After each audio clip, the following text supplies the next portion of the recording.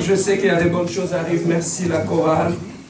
Nous sommes bénis encore ce matin par votre intervention. Oui, bien-aimés, nous voulons rapidement passer à notre message du jour. Que Dieu soit béni, lui qui a permis que nous soyons là cet après-midi. Dieu m'avait mis à cœur qu'on puisse partager sur un thème tellement riche que tu seras béni ce matin. Dis à ton voisin, tu seras béni ce matin. Dis-lui, Dieu veut te parler maintenant.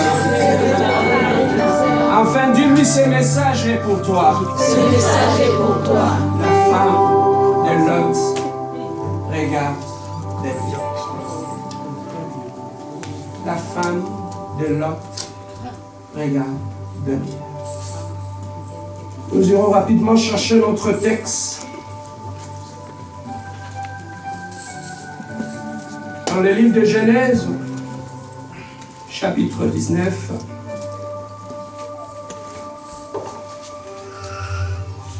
Et le verset 26. Genèse, chapitre 19, verset 26. La Bible nous dit ceci.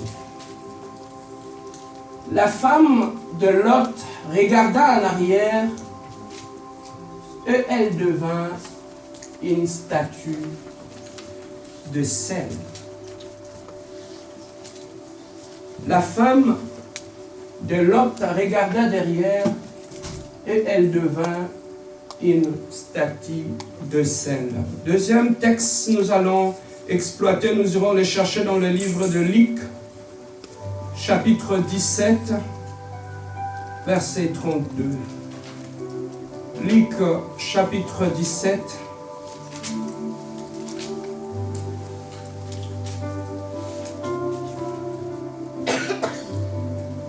Luc, chapitre 17, verset 32 nous dit ceci. Souvenez-vous de la femme de Lot. Là, c'est l'apôtre Luc qui revient encore et qui nous demande de nous souvenir de la femme de Lot. Mais pourquoi quelque chose qui s'était passé dans l'Ancien Testament, mais là dans le Nouveau Testament, Luc revient encore et il nous dit de nous souvenir de ce qui s'était passé à l'époque de Lot. Si Luc nous demande de nous souvenir de ce qui s'était passé dans la vie de la femme de Lot, c'est parce qu'il y a un enseignement que nous pouvons trouver, nous pouvons tirer ou puiser dans cet enseignement. Maintenant, pasteur Serge, qu'est-ce qui s'était réellement passé dans la vie de cette femme et qu'aujourd'hui, on nous demande de méditer sur la vie de cette femme? Bien-aimés, comme je ne cesse de le dire, nous ne venons pas à l'église par habitude ou parce que chaque dimanche je pars à l'église. Lorsque tu viens à l'église par habitude, tu vas perdre ton temps, cher ami.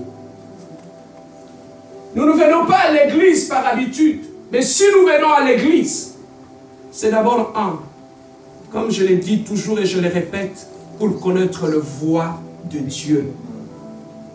Nous venons d'abord à l'église, non pas pour danser, pour chanter, mais si nous venons à l'église, d'abord, c'est pour connaître la voix de Dieu. Pourquoi connaître la voix de Dieu? Nous venons à l'église pour connaître la voix de Dieu, pour lui être agréable. Donc, si tu ne connais pas la voix de Dieu, il te sera très difficile de lui être agréable. Parce que Dieu m'a créé, Dieu t'a créé d'abord, pour sa gloire. Alors comment ta vie peut-elle glorifier Dieu lorsque tu ne sais pas comment on peut vivre une vie qui glorifie Dieu?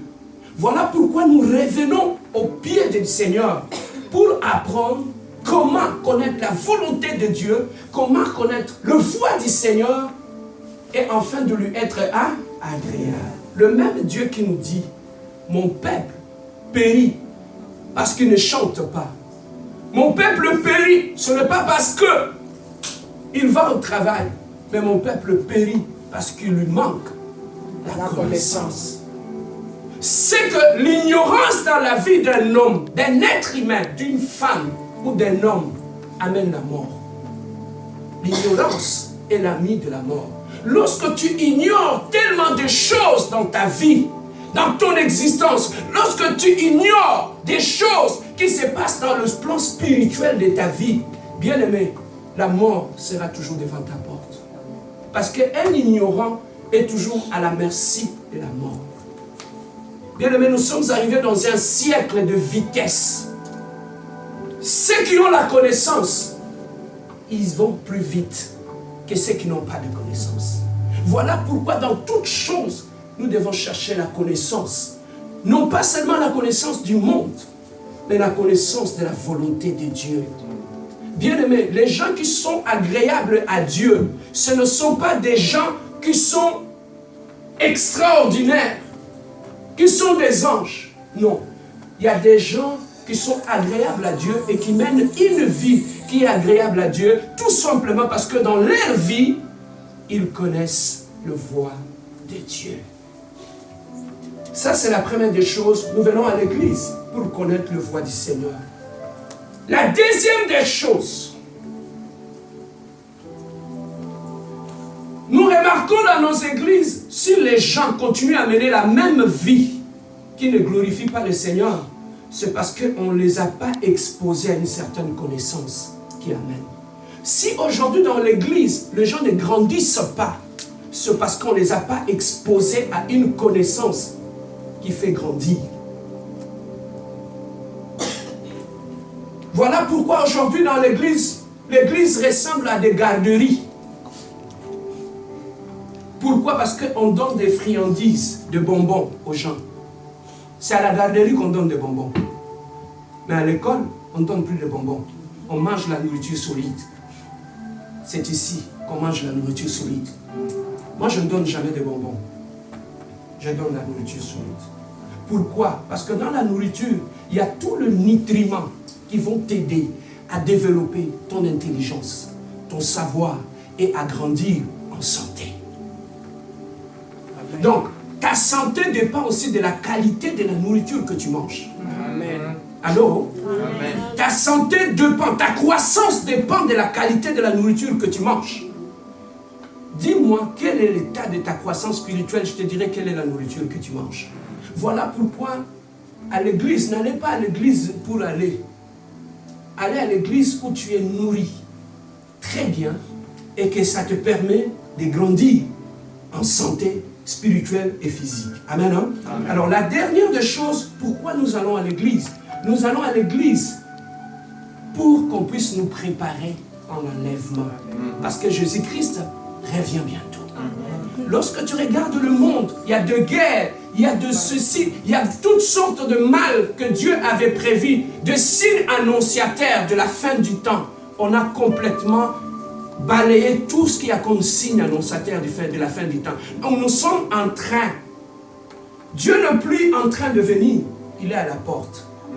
Voilà pourquoi Yaya, chaque jour, prépare-toi. Demain ne nous appartient pas. Amen. Ça appartient à Dieu. Amen. Quand on va terminer l'église, ce qui va venir après, ça ne nous connaît pas. Mais l'enlèvement viendra. Jésus-Christ viendra nous chercher. Voilà pourquoi nous venons à l'église, pour qu'on puisse nous préparer. Je crois qu'il y en a d'autres églises où il y a tellement de distractions qui vont vous amener lentement et sûrement en enfer. Pourquoi? Parce qu'on ne vous prépare pas en enlèvement. Une bonne église, c'est celle qui te prépare aussi en enlèvement. Amen, hein? Amen. Voilà la raison pour laquelle nous venons à l'église d'abord. Alors, nous entrons directement dans le vif de notre sujet. Bien-aimé, lorsque Dieu avait appelé Abraham, il lui a dit, Abraham, mon serviteur, sors de ta patrie, sors de la maison de ton père, sors de ta nation. Parce que moi, Dieu, je vais t'amener quelque part où je vais te bénir.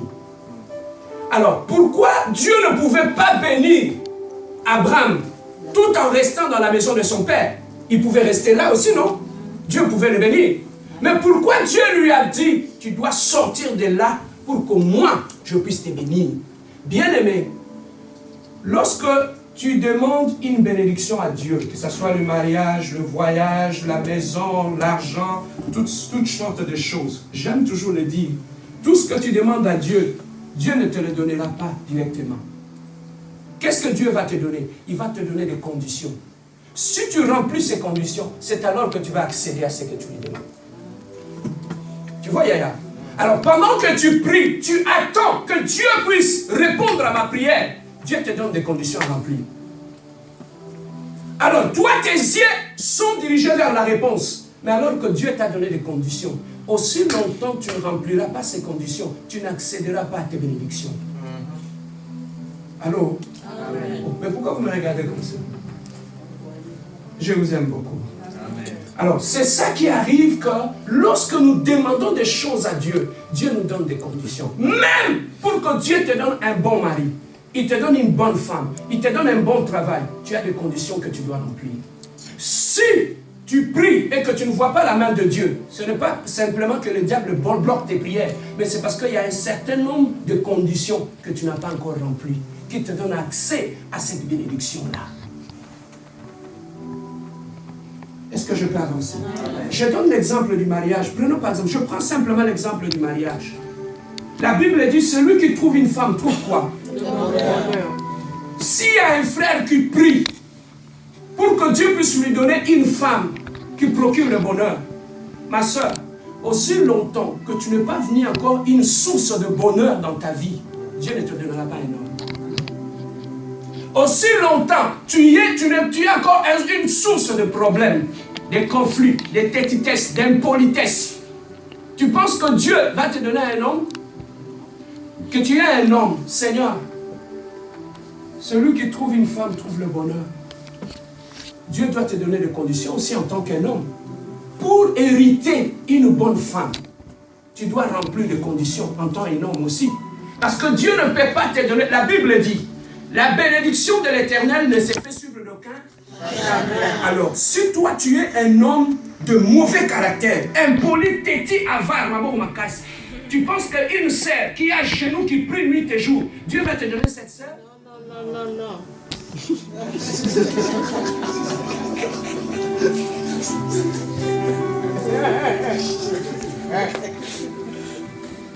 Est-ce que je peux avancer? Amen.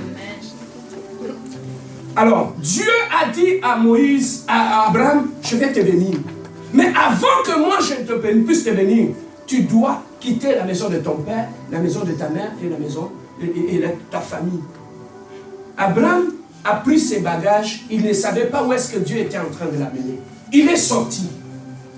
Et en sortant, le seul fait qu'il avait obéi, Dieu avait commencé à le bénir. Donc, on ne peut pas séparer la bénédiction et l'obéissance. Ce sont deux frères amis. Donc, là où il y a la bénédiction, il y a l'obéissance. L'obéissance précède la bénédiction. Dans ta vie, quand tu prends la décision d'obéir à Dieu, il y a de certaines choses que tu ne vas pas demander à Dieu. La bénédiction va commencer à te suivre. Certaines portes vont commencer à s'ouvrir. Il y a des portes de bénédiction dans la vie. Il y a des portes qui s'ouvrent. Il y a des portes magnétiques. Quand il te présente devant, la porte s'ouvre, n'est-ce pas? C'est comme ça aussi certaines portes de bénédiction dans la vie. Pourquoi certaines portes dans ta vie ne s'ouvrent pas? Parce que la porte ne reconnaît pas en toi une personne qui marche dans l'obéissance. Voilà pourquoi tu es là. La porte ne s'ouvre pas. Mais lorsque bien aimé dans le Seigneur, tu commences à marcher dans l'obéissance, c'est alors que les portes vont commencer à s'ouvrir dans ta vie. Yaya, ça ne sert à rien de courir derrière les pasteurs. Prophète Mokabimi Kuna, pasteur Mokabimi Kote, Mokabimi Kuna, vous courez, on va aller vous mettre de l'huile de quoi dans la tête. Yaya, tu peux faire tout ça quand tu marches dans la désobéissance à Dieu. Laissez-moi te dire une chose. Tu veux que je sois direct avec?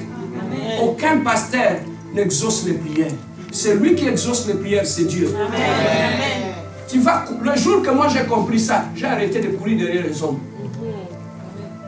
Aucun pasteur, même si le feu sort de sa bouche, Si Dieu dit non, même si lui dit oui, la première condition quand Dieu m'a appelé à le servir, la première condition que Dieu m'a dit, mon serviteur, tu ne béniras que celui que moi je bénis. Tu ne maudiras pas quelqu'un que moi je bénis. Avant d'imposer la main à quelqu'un, demande-moi d'abord. Parce que c'est moi qui bénis, ce n'est pas toi. Maintenant, quand tu n'es pas enseigné comme ça, la personne va te dire, il n'y a que pas la mission. Là-bas, Dieu agit. Quand tu viens se dire contact, c'est lui qui répond, c'est Dieu. Amen. Tu vois pourquoi j'aime l'église de la compassion? Amen. Parce que quand je viens ici, j'apprends. Amen. Alors Dieu a demandé à Abraham, tu dois sortir. Et lorsqu'Abraham avait obéi, il est sorti. La plus grosse erreur qu'Abraham avait faite, il a ramassé son neveu Lot qui était avec lui. Et il est sorti avec Lot. En sortant avec Lot, ils ont commencé à voir leur entreprise commencer à se développer. Pourquoi? Parce qu'ils ont obéi, ils sont sortis. Et l'obéissance a fait en sorte que ça a tiré la bénédiction dans leur vie. L'obéissance à Dieu attire la bénédiction dans notre vie. Amen. Hein? Alors, lorsqu'Abraham est sorti, ça a attiré la bénédiction. Abraham, ce troupeau commençait à se multiplier. Et lui et son neveu Lot. Mais le seul fait que le troupeau commençait à se multiplier, le berger de Lot et d'Abraham commençait à se disputer. Et quand ils ont commencé à se disputer, Abraham a dit, papa, je ne peux pas continuer comme ça avec toi. Choisis là où tu veux aller. Il faut que nos chemins se séparent. Lot et Abraham, ce sont les deux sortes de chrétiens. Nous avons des chrétiens spirituels et nous avons des chrétiens charnels. Abraham et Lot, les deux ont été bénis. Mais qu'est-ce qui fait qu'il y a eu des chicanes? Les chicanes sont venues d'où? Sont venues du chrétien charnel. Parce que lui, il marche selon la chair. La Bible dit que les désirs de la chair sont contraires à celui de l'esprit. Alors Lot, Abraham a dit non, il a compris que je ne peux pas continuer dans des querelles, dans des disputes. Je dois me retirer. Il a demandé à son neveu, petit, où est-ce que tu vas aller? Et lorsque Lot a regardé, il a trouvé plus loin, il a trouvé un terrain dans le plain de Jourdain. Il a trouvé que c'était un terrain qui était beau, il y avait beaucoup d'herbes là-bas. Il a dit, si je pars là-bas, c'est sûrement que mes troupeaux auront de quoi manger. Il s'est précipité, il a choisi. Abraham a dit, vas-y, quand il est parti. Et lorsqu'il est parti, regardez dans ta Bible, depuis que Abraham, le jour où il était sorti de la maison de son père, avec son neveu Lot, jusqu'à sa séparation avec Lot, lis ta Bible, Dieu ne lui avait plus parlé. Dieu s'était dit, Dieu s'est retiré. Pourquoi? Après qu'ils se sont séparés de Lot, c'est à ce moment-là que Dieu a commencé à parler à Abraham et a commencé à bénir Abraham. Il y a des gens dans ta vie, aussi longtemps, tu vas continuer à rester dans leur environnement. Dieu ne te parlera plus. Et tu ne verras jamais la bénédiction que Dieu t'a promis. Alors, vous qui n'êtes pas encore mariés, on ne se marie pas n'importe qui. Certaines personnes, quand tu t'attaches à la personne, Dieu se retire de ta vie. Certains hommes, ma soeur, tu as étudié, tu as fait de belles études, tu es allé loin dans ta vie. Il y a des hommes qu'on n'épouse pas. Quand tu l'épouses, il entre dans ta vie. C'est quelqu'un qui va t'attirer tout le malheur du monde. Même nous les hommes, il y a certaines femmes qui sont des femmes de bénédiction. Quand elles entrent dans ta vie, même les portes qui étaient fermées il y a de cela 50 ans commencent à s'ouvrir.